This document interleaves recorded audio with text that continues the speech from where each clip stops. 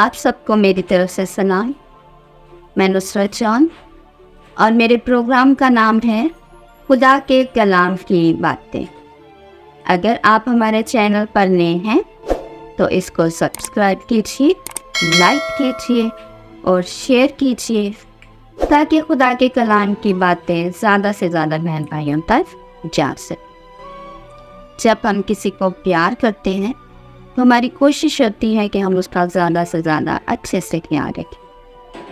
تو کیا ہم ان لوگوں کا بھی خیال رکھتے ہیں جو ہمیں ناپسند ہیں یا ہمارے دشمن؟ تو آئیے کلام میں سے سیکھتے ہیں کہ کلام مقدس ہمیں کیا کہتے ہیں. آئیے آج کی آیت پڑھتے ہیں. مقدس پالوس رسول کا خط رومیوں کے نام 12 باب 20 آیت. اگر تیرا دشمن بھوکا ہو تو اسے روٹی کھلا، اور اگر پیاسا ہو تو اسے پانی پلا، کیونکہ ایسا کر کے تو اس کے سر پر آگ کے انگاروں کا ڈھیر لگائے گا.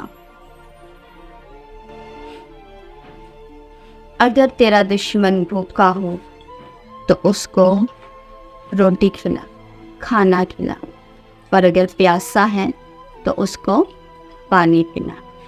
یہاں پر دشمن کی بات کی گئی ہے، نہ کہ ہم نے صرف اپنے پیاروں کا خیال رکھنا ہے، ان کا بھی رکھنا ہے، لیکن یہاں پر دشمن کی بات کی گئی ہے کہ اگر کوئی شخص جس سے ہماری ناراضگی ہے یا جس سے ہم ناراض ہیں، جو ہمیں ناپسند ہے، جس کو ہم سمجھتے ہیں کہ یہ تو میرا بہت بڑا دشمن ہے، تو ہم نے جب دیکھنا ہے کہ وہ بھوکا ہے، پیاسا ہے، پریشانی میں ہے، تو ہم نے اپنی ساری جو لڑائی جھگڑا ہے، ناراضگی ہے، اس کو ختم کر کے، اس کو معاف کر کے اس کو کھانا کھلانا ہے.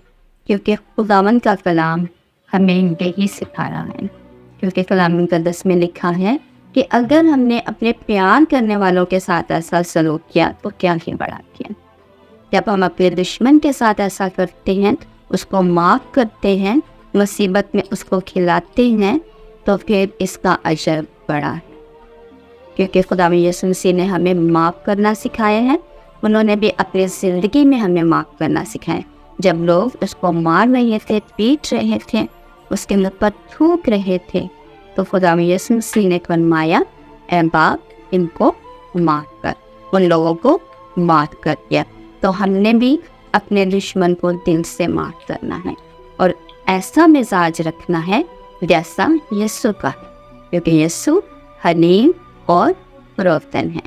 تو ہم نے بھی اپنے اندر پیار اور محبت کو پیدا کرنا ہے.